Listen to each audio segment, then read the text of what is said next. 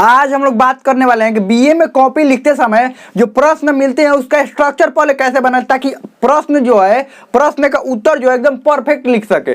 जैसे अगर यूपीएससी की बात करें तो हर टॉपर के, देखिए ये तो ग्रेजुएशन के एग्जाम है, लेकिन यूपीएससी की बात करें तो हर टॉपर का आप अधिकतर जो टॉपर होते हैं, इस साल का टॉपर है पिछले साल वाला, वो देखिए उनके बातों पर ध्यान दीजिएगा। एक बात जरूर कहते हैं कि प्रश्न लिखने से पहले उसका स्ट्रक्चर बना लेना जरूरी है ताकि उसका नंबर अधिक से अधिक मिल सके, उसके बारे में अधिक से अधिक हम लिख सके। जैसे आपका मान लीजिए 20 नंबर का क्वेश्चन है, तो 20 नंबर का क्वेश्चन है, मान लीजिए आपका 20 नंबर का क्वेश्चन है, तो डायरेक्ट आंसर लिखना शुरू करेंगे तो कितना बात आपके दिमाग में आएगा आपके दिमाग में बात पूरा नहीं। तो इससे पहले उसका फॉर्मेट बनाना होता है, यानी कि उसका फॉर्मेट बनाना होता है, उसका स्ट्रक्चर बनाना होता है कि आखिर उसको लिखना कैसे कैसे है। आप कहेंगे कि समय बर्बाद होगा ना। अब मान लीजिए उसका स्ट्रक्चर बनाएंगे कि पहले भूमिका लिखेंगे, उसके बाद उसका कारण, परिणाम, निष्कर्ष, ये सब अगर पहले से स्ट्रक्चर हम बना लेंगे तो हमारा समय बर्बाद होगा। नहीं, समय नहीं बर्बाद होगा, समय का और बचत हो जाएगा। कैसे? आपको पहले ही पता रहेगा कि ये लिखना है, ये करना है, उसके बाद ये करना है, उसके बाद ये करना है। अब मान लीजिए कहीं घर से निकले हैं कहीं जाने के लिए, अगर मान लीजिए आपको जाने का 2 घंटा समय है कि 2 घंटा में आपको किसी जगह पर पहुंचना है, यहाँ से लेके यहाँ तक आपको 2 घंटा में पहुंचना है।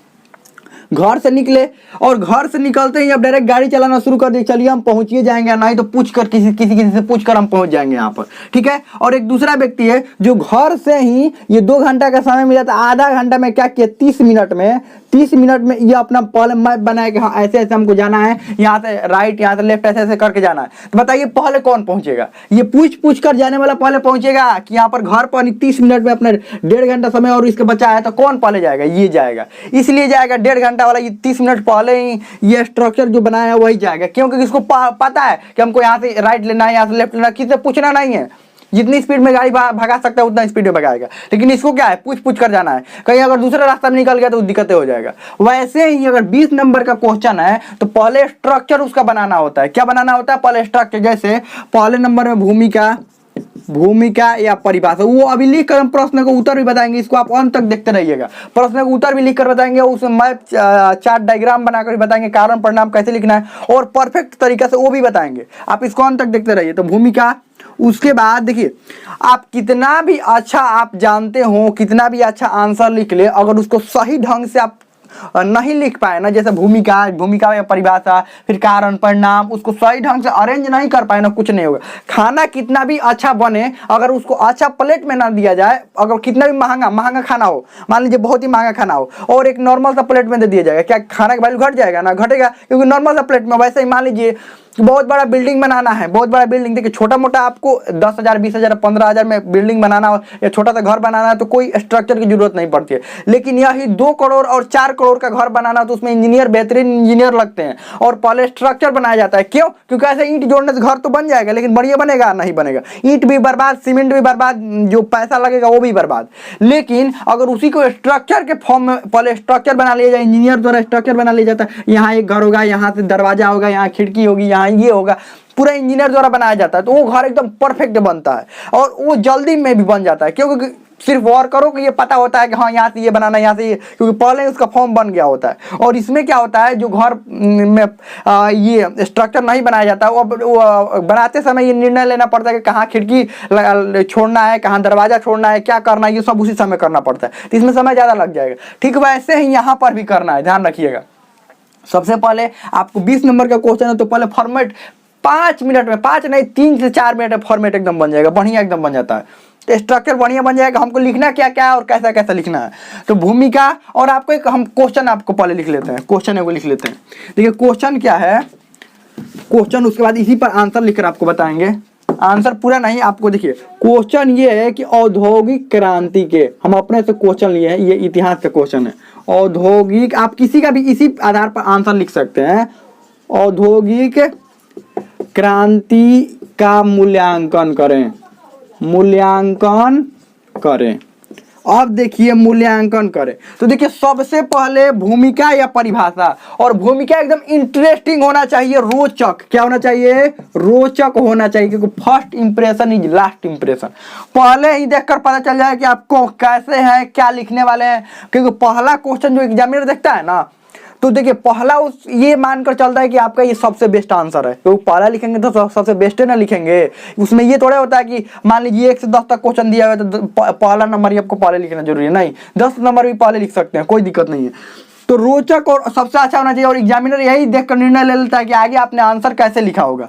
तो पहला first impression is last impression होता है, ध्यान रखिएगा। अब मान लीजिए किसी स्कूल में आपका नया एडमिशन हुआ है, पहले दिन गए कोई भी सामान तोड़ फोड़ दिए या किसी से बदतमीजी कर दिए, कोई टीचर से बदतमीजी कर दिए, तो उसी दिन आप पहचान में नजर में आ जाएंगे कि ये कैसा लड़का है। First impression is last impression, पहला इंप्रेशन ही आपको पता चल जाएगा। या गए वहां पर प्रेयर हो रहा है, उसी में आप गिर गए, ये हो गए, किसी को मार दिए, मतलब किसी से लड़ाई कर लिए, किसी से कुछ कर लिए, तो पहला इंप्रेशन आपको पता चल जाएगा स्कूल में कि सभी लोग जान जाएंगे आपके बारे में कि ये ऐसा है। तो first impression is last impression, यानी पहला इंप्रेशन अच्छा बनाकर रखना पड़ता है। भूमिका याद देखिए, अब उसके बाद क्या है इसमें, भूमिका या परिभाषा लिख लिए। अब उसके बाद इसमें देखिए क्या लिखना होता है, देखिए मैप चार्ट या डायग्राम बनाना होता है, डायग्राम। अब 2-3 तरीके से आपको डायग्राम हम बनाकर दिखाएंगे अभी। तीसरा नंबर में क्या होता है, देखिए औद्योगिक क्रांति का मूल्यांकन करना है। तो औद्योगिक क्रांति के बारे में पढ़े होंगे तो इसके कारण और परिणाम। तो पहले में क्या करना होगा, कारण, क्या लिखना होगा, कारण, उसके बाद परिणाम, और परिणाम के बाद उसके कुछ मुख्य बिंदु भी लिखेंगे बाद में, मुख्य बिंदु। अब परिणाम के मुख्य बिंदु नहीं, इसके कुछ मुख्य बिंदु, और उसके बाद अंतिम में होता है निष्कर्ष। और निष्कर्ष ही देखिए, निष्कर्ष भी बहुत ही महत्वपूर्ण होता है। फर्स्ट इंप्रेशन है, लास्ट इंप्रेशन जिस तरह से होता है, निष्कर्ष भी वैसा होता है। अंत भला तो सब भला, अंत भला तो सब भला, इसमें भी वैसे ही देखना पड़ता है। अब देखिए आंसर कैसे लिखेंगे, क्या करेंगे, अब इसी पर उदाहरण लेकर समझते हैं। सबसे पहले भूमिका लिखना होगा, यानी कि भूमिका में परिभाषा। तो भूमिका में परिभाषा लिखना होगा। अब मान लीजिए किसी का परिभाषा नहीं है, ऐसा क्वेश्चन है जिसका परिभाषा नहीं है, जैसे मौर्य काल के प्रशासनिक व्यवस्था का वर्णन करो, उसमें परिभाषा कहाँ लिखेंगे, परिभाषा लिखने की जगह नहीं है। तो परिभाषा ना जहाँ लिखने की जगह वो भी बताएंगे कैसे क्या करेंगे, यहाँ पर परिभाषा लिखने की जगह नहीं है, मतलब उसमें परिभाषा कहाँ लिखेंगे। एक बात बताइए, तो मौर्य साम्राज्य के प्रशासनिक व्यवस्था का वर्णन करे, उसमें मौर्य साम्राज्य का परिभाषा लिखेंगे नहीं, तो उसमें भी कैसे लिखेंगे वो भी बता रहे हैं अभी। पहले भूमिका इसमें देख लेते हैं, परिभाषा क्या लिखेंगे, first impression is last impression, पहले बॉल पर सिक्सर मारना है। अब सिक्सर पहले बॉल पर कैसे लगेगा, देखिए औद्योगिक क्रांति का मूल्यांकन करते हो। क्रांति शब्द के बारे में हम बताएंगे, पहले क्रांति शब्द का परिभाषा लिख देते हैं। तो यहाँ पर लिखेंगे क्रांति शब्द का वस्तुतः अर्थ ये होता है कि पुरातन, क्रांति शब्द का वस्तुतः अर्थ पुरातन व्यवस्थाओं का अंत होता है। यानी क्रांति शब्द का वस्तुतः हुआ अर्थ क्या होता है, और क्रांति को डबल इन्वर्टेड कॉमा में घेर देना।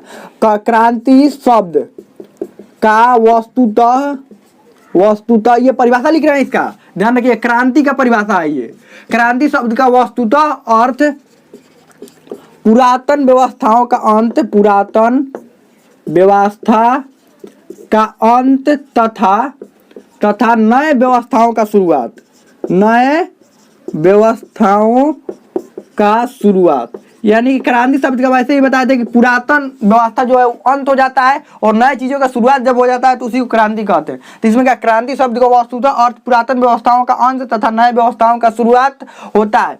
क्रांति होता है, क्रांति किसी भी क्षेत्र में हो सकता है, चाहे राजनीतिक, आर्थिक, राजनीतिक क्षेत्र में, आर्थिक क्षेत्र में, या किसी भी क्षेत्र में क्रांति हो सकता है। तो ये क्रांति की परिभाषा लिख दी। उसके बाद देखिए क्या लिखेंगे, और एक बात जो मुख्य बातें होती है ये भी ध्यान रखना होता है कि अंडरलाइन करना, अंडरलाइन करना। हम कई वीडियो में ये बात बोले हैं कि अंडरलाइन, तो हम कुछ बच्चों को देखते हैं जब आंसर लिखकर बैठते हैं अधिकतर शब्दों को अंडरलाइन करते हैं, अधिकतर नहीं, जो मुख्य बातें होती है उसी को क्या करना होता है, अंडरलाइन करना होता है।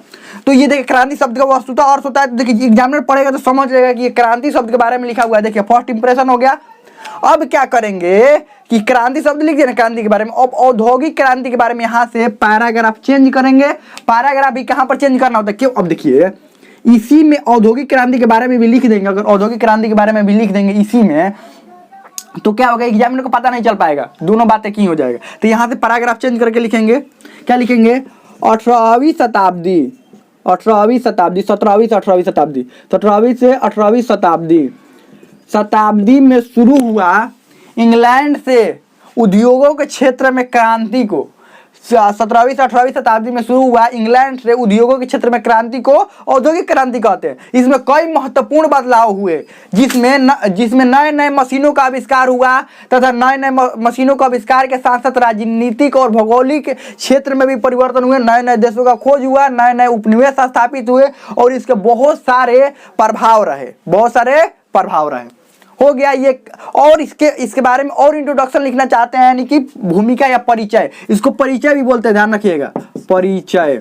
अब परिचय कहाँ पर लिखा जाता है, इसको परिचय भी बोलते हैं। देखिए परिभाषा यहाँ देखिए, भूमिका के दो गो हिस्सा होता है, परिभाषा और परिचय। परिभाषा कहाँ लिखा जाता है, जहां पर परिभाषा लिखने का जगह रहता है। जैसे यहाँ पर परिभाषा लिखने का जगह है, कैसे जगह है यहाँ पर परिभाषा, क्रांति का भी परिभाषा लिख सकते हैं, औद्योगिक क्रांति का भी परिभाषा लिख सकते हैं, ठीक है। लेकिन परिचय कहाँ पर लिखते हैं, जैसे मौर्य साम्राज्य के बारे में आपको कहे ना, मौर्य साम्राज्य को वहां तो परिभाषा नहीं लिख सकते हैं, तो वहां पर परिचय देना होगा। मौर्य साम्राज्य के बारे में परिचय, मौर्य साम्राज्य क्या था, उसका संस्थापक कौन थे, स्थापना कब हुआ, चंद्रगुप्त मौर्य के बारे में, चाणक्य के बारे में लिखना होगा। तो ऐसे वहां पर लिखा जाता है परिचय, जहां पर परिभाषा लिखने का जगह नहीं रहता है। और जहां पर परिभाषा लिखने की जगह रहता है वहां पर परिभाषा लिखते हैं। भूमिका का दो हिस्सा होता है, एक परिचय, एक परिभाषा, ठीक है।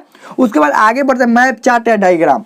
मैप, चार्ट या डायग्राम, तो देखिए मैप बनाने में, मैप आपको जहां पर जरूरत है वहां पर बना सकते हैं, ध्यान रखिएगा। अब इंग्लैंड का मैप बनाना, तो इंग्लैंड आपको पता है कि चारों तरफ समुद्र से घिरा हुआ है, तो ऐसे बना देंगे और एक और छोटा सा यहाँ पर द्वीप बना देंगे और लिख देंगे इंग्लैंड ऐसे देखो, इधर बना देंगे, इधर लिख देंगे समुद्र ना भी लिखेंगे तो कोई दिक्कत नहीं। अब आप चाहे तो परफेक्ट मैप नहीं बनाना है, आप ये मत सोचिए कि अब इंग्लैंड का परफेक्ट मैप, अब ये एग्जामिनर देखकर समझ जाएगा कि हाँ बच्चा ने बनाया है, क्या किया है, बनाया है, ये इंग्लैंड का मैप बनाया है। अब देखिए ये थोड़ा बड़ा बनाइएगा, हम तो छोटा बनाए बड़ा। अब देखिए चार्ट भी यहीं पर सम्मिलित करना होता है, इसके जस्ट बाद चार्ट। अब देखिए मैप कहीं पर भी सम्मिलित कर सकते हैं, जहां पर जगह हो वहां पर सम्मिलित कर सकते हैं, लेकिन अगर यहाँ पर कहीं पर भी आपको दिखाई नहीं दे रहा है ना, तो इसके बाद ही सम्मिलित कर दीजिए।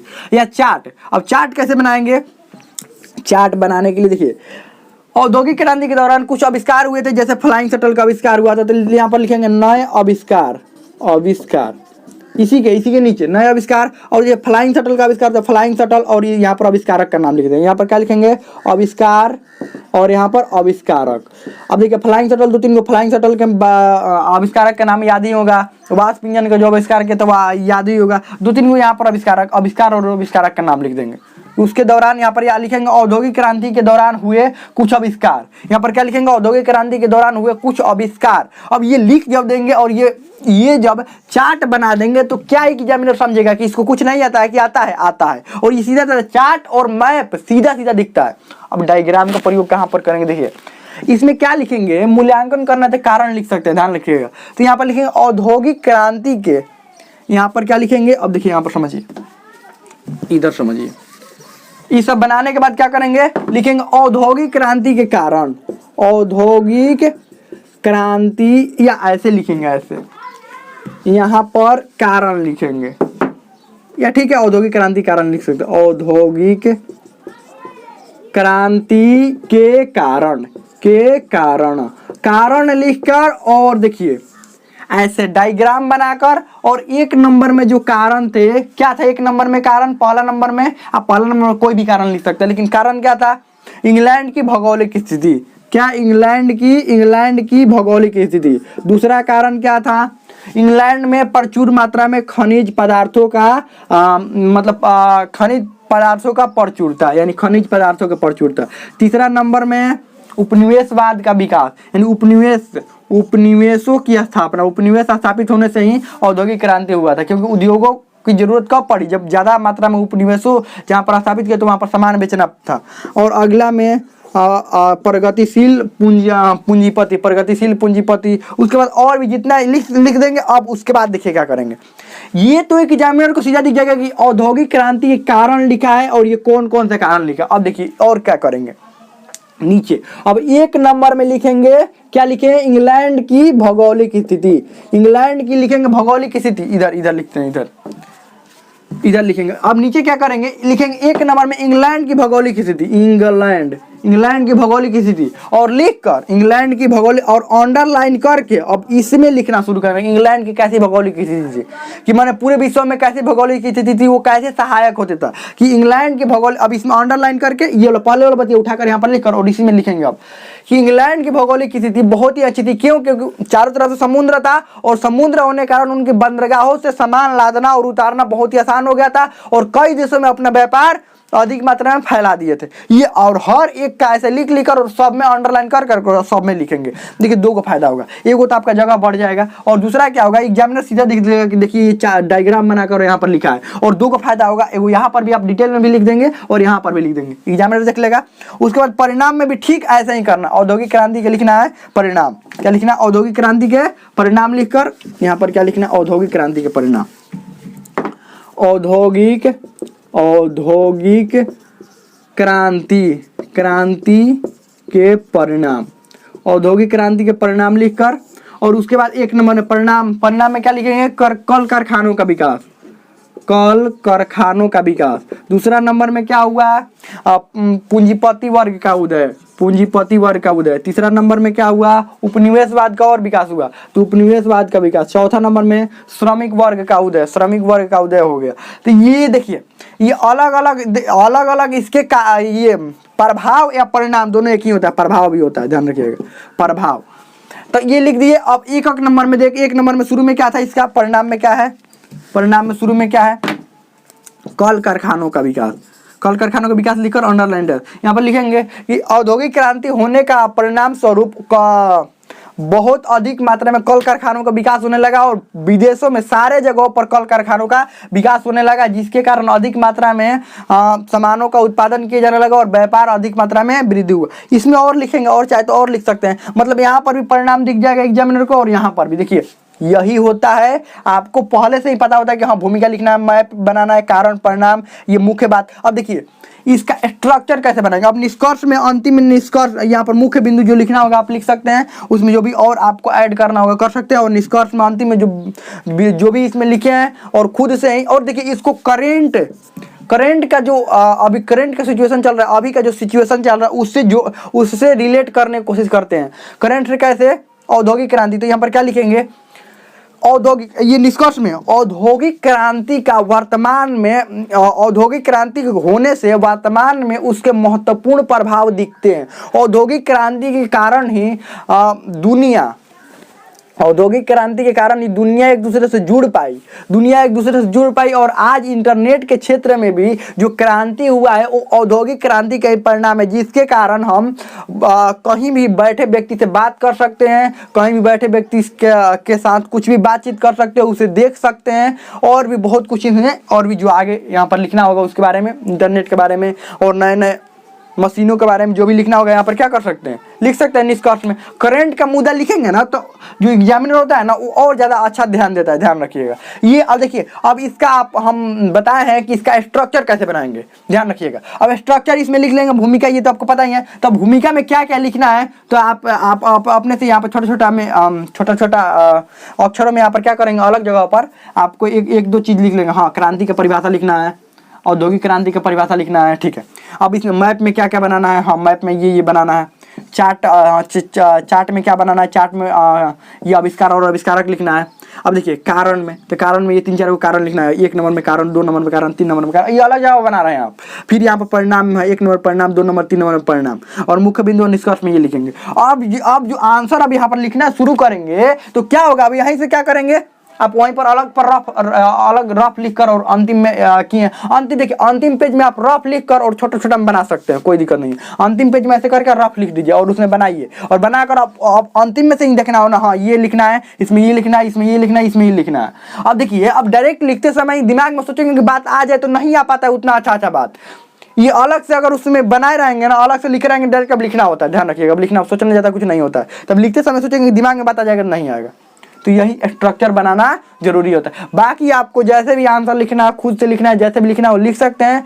तो हमें लगता है बहुत अच्छा समझ में आ गया होगा। इसमें कोई भी डाउट हो, कोई भी क्वेश्चन हो, आप कमेंट में पूछ सकते हैं, हमें तो समझ में आ गया होगा।